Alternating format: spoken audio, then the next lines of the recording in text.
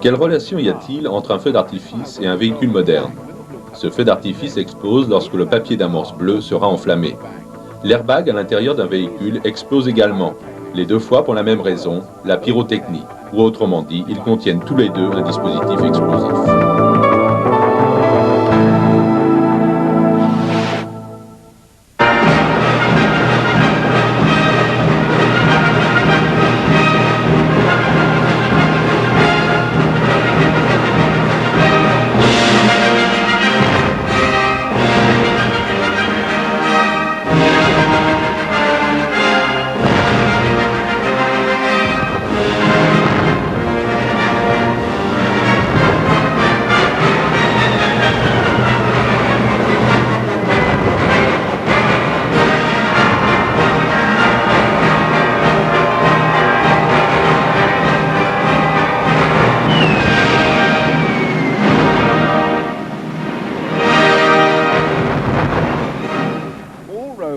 Toutes les rovers possèdent maintenant des airbags, et beaucoup sont également équipés d'un autre dispositif explosif, le prétentionneur de ceinture de sécurité.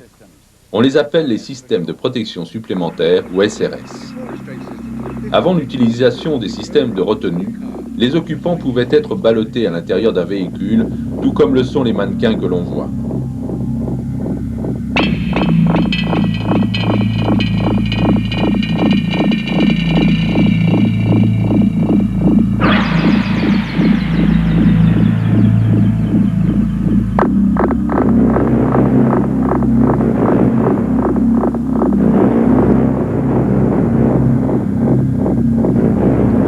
Et ce véhicule sur la piste d'essai roule à 50 km/h au moment où il heurte le bloc. La plupart des accidents surviennent à des vitesses d'impact inférieures, mais vous pouvez imaginer ce qui pourrait arriver. Le port de la ceinture de sécurité a donc été rendu obligatoire, et il a eu un effet radical sur le nombre de décès et de blessures graves dus à des accidents de la route. On a fait beaucoup plus dans l'intérêt de la sécurité des occupants, telles que les zones d'absorption de choc à l'avant des véhicules pour amortir les effets de choc frontal, et autres renforcements pour améliorer la protection dans les cas de retournement et de choc latéral. Mais il fallait en faire plus pour protéger les occupants, d'où l'introduction d'airbags et de prétentionneurs de ceinture de sécurité. Ceux-ci ont engendré une série de problèmes spécifiques en service. À cause de leur potentiel explosif, on a un peu peur de les manipuler. Ce programme va donc nous permettre de lever une partie du voile qui entoure les systèmes SRS en vous expliquant comment ils fonctionnent, ce qu'il faut faire et ne pas faire en service pour que vous sachiez les manipuler avec confiance et sécurité. Nous commencerons par les airbags. Mais avant d'entrer dans les détails, dissipons d'abord quelques idées reçues. L'airbag ne se gonflera qu'en cas de choc majeur. Le système est ainsi fait qu'il ne se déclenche que si la gravité du choc est telle que la tête du conducteur pourrait heurter le volant ou le tableau de bord pour le passager, même avec la ceinture de sécurité bouclée. Le système est également conçu de manière à ce que les airbags ne se gonflent qu'en cas de collision frontale, avec un décalage maximum d'environ 30%. Ils ne se gonfleront pas en cas de choc latéral, arrière ou lors d'un retournement. Ils ne se gonfleront pas davantage sur mauvaise route. Nous faisons subir à tous nos véhicules des tests extrêmement rigoureux pour s'assurer qu'il en sera ainsi. Les airbags ne remplacent pas les ceintures de sécurité. Une ceinture de sécurité demeure le principal moyen de protection et l'airbag est secondaire.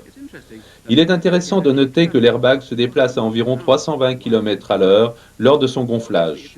Il est donc primordial que l'occupant ne rentre pas en contact avec lui lorsqu'il est propulsé en avant à ce moment-là. La ceinture de sécurité empêche que cela ne se produise et naturellement, elle protège les occupants également en cas de retournement et de choc latéral ou arrière. Une autre idée reçue courante fait croire que l'airbag est un oreiller dans lequel il fait bon tomber. Ce n'est pas vrai. Tous les accidents entraînant le gonflage des airbags seront violents. Par conséquent, ils doivent être suffisamment résistants pour procurer la protection nécessaire contre les forces G que votre tête subit. Mais il existe tout de même un effet amortisseur, car l'airbag se dégonflera dès que votre tête le heurtera. Le réglage du système de protection est décisif dans la réduction des blessures. L'occupant est projeté en avant sous le choc et le torse est alors retenu par la ceinture de sécurité. mais la tête continuera de se déplacer vers l'avant. Pendant ce temps-là, l'airbag s'est gonflé pour atteindre son maximum juste à temps afin d'amortir le mouvement de la tête et l'empêcher de heurter le volant. À ce propos, il est important de noter l'effet des prétensionneurs lorsqu'ils sont montés. Ils sont réglés afin de fonctionner juste avant que l'airbag ne devienne opérationnel, en rattrapant le jeu dans les ceintures de sécurité causées par les vêtements des occupants. Ceci afin de réduire l'avancée du torse. Nous examinerons les prétensionneurs plus loin dans le programme. Mais examinons tout d'abord les airbags. Bien que nos systèmes d'airbag peuvent différer des autres constructeurs dans le détail, ils fonctionnent tous selon un principe similaire. Environ 15 millièmes de seconde après le choc, la décélération importante du véhicule déclenche le gonflage de l'airbag. L'airbag commence à se déplier en moins de 5 millièmes de seconde et est complètement gonflé 45 à 50 millièmes de seconde après le choc. En l'espace d'environ 120 millièmes de seconde, soit à peu près la moitié du temps qu'il faut pour cligner des yeux, l'occupant sera de nouveau assis dans son siège, l'airbag sera dégonflé et la visibilité rétablie. Et comment tout cela se passe-t-il? L'airbag conducteur est monté dans le volant et si un airbag est disponible du côté passager avant, il est alors situé dans le tableau de bord. Si le système se déplie, les garnitures s'ouvrent le long des lignes de rupture spéciales pour permettre aux airbags de s'ouvrir. Sur la plupart des véhicules, les principaux éléments d'action du système, c'est-à-dire les capteurs de décélération et les composants électroniques, sont situés dans l'unité de commande de diagnostic ou DCU, montée derrière la console centrale. Sur d'autres véhicules, le DCU est situé dans le volant avec l'airbag et son dispositif de gonflage. Le DCU fournit l'impulsion électrique nécessaire au gonflage de l'airbag. Il renferme deux capteurs de déclenchement, un capteur de collision et un capteur de sûreté pour détecter l'intensité de l'impact. Et les deux capteurs doivent être actionnés pour que l'airbag se gonfle. Sur nos véhicules les plus récents, le capteur de collision consiste en un dispositif électronique qui génère un signal relatif à la décélération du véhicule. Le DCU enregistre ce signal de collision et l'utilise afin de déterminer si la décélération est assez importante pour justifier le gonflage de l'airbag. Le capteur de sûreté est relié en série avec le capteur de collision. C'est un dispositif électromécanique et en cas de forte décélération, une bille remonte une rampe pour boucler le circuit.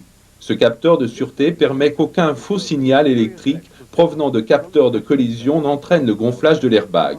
Ainsi, la sûreté du système tient au fait que les deux capteurs doivent être fermés avant que les airbags soient actionnés. Le DCU est alimenté par le système électrique du véhicule, mais il faut préciser que le gonflage n'est pas produit à partir de l'alimentation électrique de la batterie elle-même, mais en fait à partir d'une charge emmagasinée dans un condensateur situé dans le DCU. Et tout ceci afin d'assurer le déclenchement de l'airbag, même si la batterie se débranche au moment de l'impact. Voici le générateur de gaz. Il comprend un dispositif d'allumage situé dans la petite chambre centrale, entouré par une charge supplémentaire, elle-même entourée par des plaques combustibles dans la chambre extérieure. Le gonflage s'opère en deux étapes. L'impulsion électrique provenant du condensateur du DCU fait que le dispositif d'allumage fait brûler la charge supplémentaire. Celle-ci allume à son tour la charge principale des plaques combustibles qui génèrent le gaz qui gonfle l'airbag. Bien sûr, tout cela se passe en réalité pratiquement instantanément, et vous aurez remarqué qu'immédiatement après le déploiement, l'airbag se dégonfle.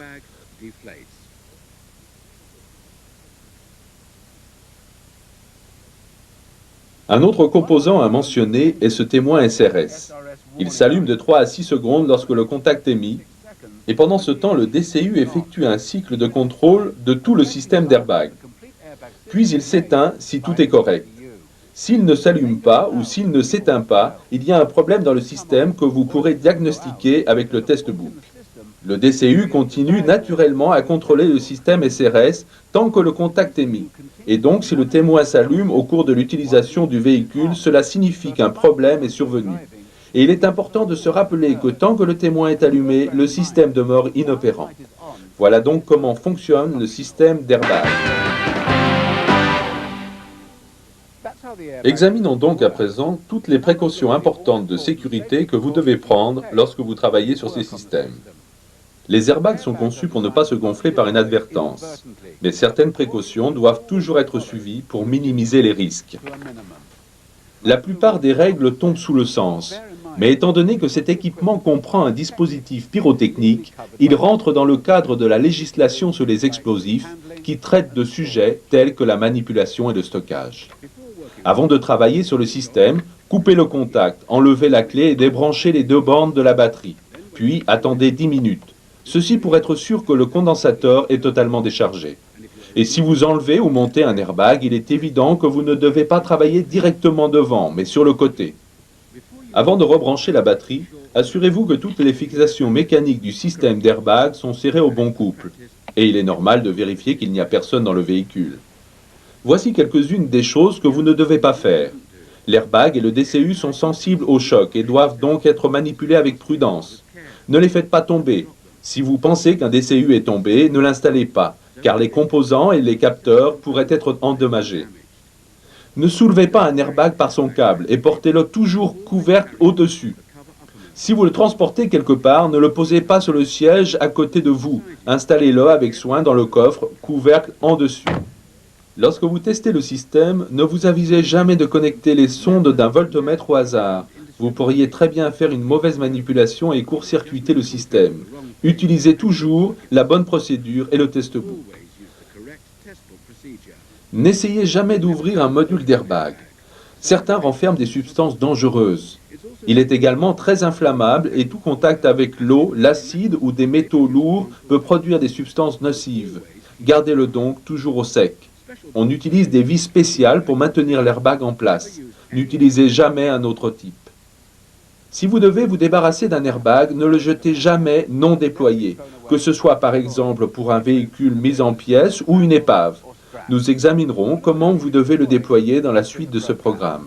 À ce propos, il est recommandé de remplacer un airbag après 10 ans de service. Comme les airbags rentrent dans la catégorie des explosifs, ils doivent être entreposés dans une armoire de sécurité en acier, même pour la nuit. Assurez-vous qu'ils sont entreposés couvercle en dessus et ne posez jamais rien dessus. Ne les entreposez pas à proximité d'une source de chaleur ou d'un équipement électrique. Ces règles de sécurité sont très importantes pour votre tranquillité d'esprit. Nous allons donc les énumérer à nouveau rapidement. Entreposez et portez un airbag couvercle en dessus. Ne laissez pas l'eau s'y déposer. Ne le posez pas sur un siège à côté de vous si vous devez le transporter quelque part. Ne laissez tomber ni le module d'airbag ni le DCU, car vous ne pourriez alors les utiliser. Si vous devez enlever un airbag, débranchez d'abord les deux bornes de la batterie et attendez 10 minutes pour que le condensateur soit déchargé. Et ne travaillez pas directement en face d'un airbag. Suivez toujours les instructions contenues dans le manuel d'atelier lorsque vous travaillez sur le système. Assurez-vous que vous n'utilisez que les vis prévues pour fixer l'airbag et serrez toutes les fixations au couple. Ne testez pas le circuit avec un voltmètre, utilisez le test-book. Et si vous devez vous débarrasser d'un airbag, il doit être déployé auparavant. Nous vous montrerons comment procéder dans un instant.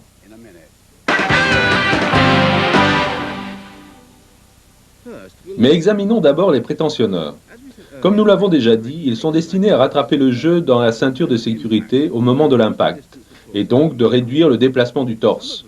Certains des prétentionneurs que nous utilisons sont à ressort, d'autres sont pyrotechniques. Voici un prétentionneur à ressort. Lorsqu'il est détendu, il rétracte la tige de la ceinture de sécurité d'environ 70 mm. Il renferme un capteur mécanique et ne possède pas de raccord électrique. Il ne peut cependant pas être réglé et doit être remplacé. Vous devez donc en service faire attention à ne pas le détendre si par exemple vous retirez le siège.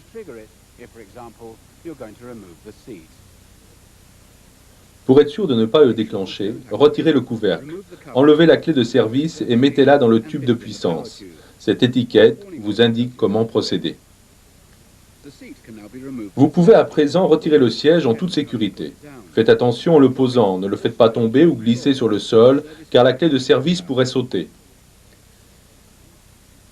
Voici quelques-unes des règles à suivre si vous manipulez un prétentionneur à ressort. Ne le tenez pas par un seul tube, mais par les deux. Ne le tenez pas par le câble, ne le laissez pas tomber. Et n'enlevez la clé de service que lorsque celui-ci sera monté sur le siège et que le siège sera remplacé dans le véhicule. Examinons à présent les prétentionneurs pyrotechniques. Nous en avons deux sortes. Celui-ci est attaché à la tige de la ceinture de sécurité pour la rétracter. L'autre agit via un câble sur l'enrouleur pour resserrer la sangle. Certains sont reliés électriquement au DSU d'Airbag, c'est-à-dire qu'ils sont commandés par les mêmes capteurs. D'autres possèdent des capteurs indépendants. Le prétentionneur pyrotechnique fonctionne ainsi. À l'intérieur du tube se trouve un piston muni d'un détonateur à une extrémité et d'un propulseur générant du gaz à l'autre. Lorsque l'unité de commande déclenche le détonateur, il s'enflamme et le propulseur se transforme en gaz.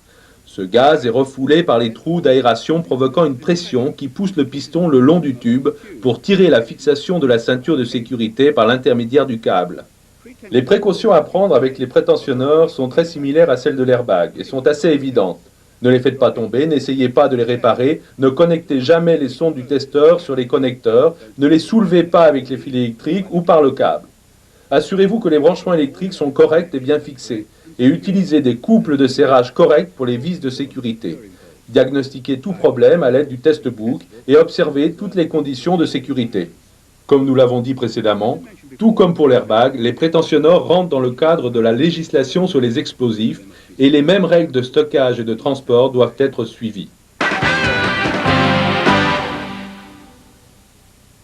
Dans la dernière partie de ce programme, nous allons examiner le déploiement manuel. Cela si vous devez vous débarrasser d'un airbag ou d'un prétentionneur pyrotechnique. Les procédures varient d'un modèle à l'autre et vous trouverez les instructions précises dans le manuel d'atelier approprié. Mais en général, vous devez procéder comme suit. Tout d'abord, vous aurez besoin de l'outil de déploiement SMD 4082. Lisez très attentivement les instructions jointes. Vous aurez également besoin de lunettes de protection, d'un casque anti-bruit et de gants car les composants deviennent très chauds au cours du déploiement. Avant d'utiliser l'outil de déploiement, suivez les instructions pour effectuer un autotest. Vous pouvez déployer un module dans le véhicule ou en dehors du véhicule. Mais rappelez-vous que si vous déployez dans le véhicule, vous devez relier l'outil directement au fil de l'airbag et non à l'unité de contrôle, afin de pouvoir déployer chaque airbag séparément.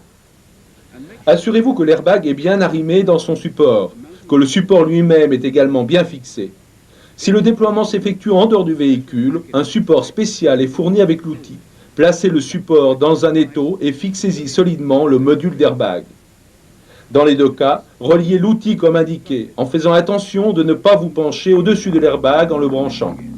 Et vérifiez que personne ne se trouve à moins de 15 mètres, y compris vous-même, avant d'appuyer sur le bouton.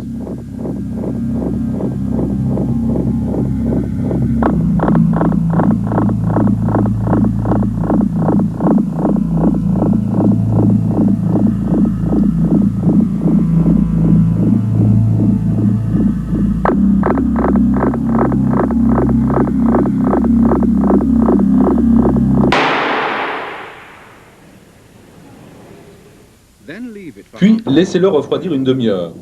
À propos, nous venons juste d'examiner le déploiement d'un module d'airbag, mais sachez qu'un prétentionneur pyrotechnique se déploie de la même manière.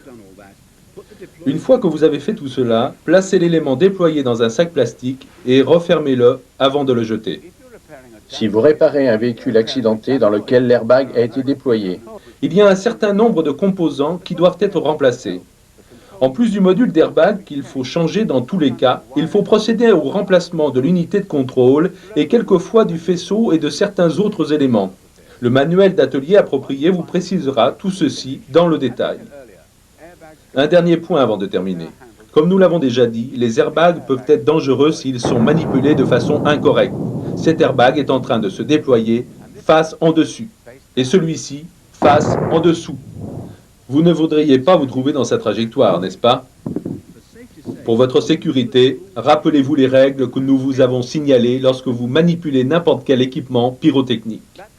Nous voici au terme de ce programme sur les systèmes de protection supplémentaires.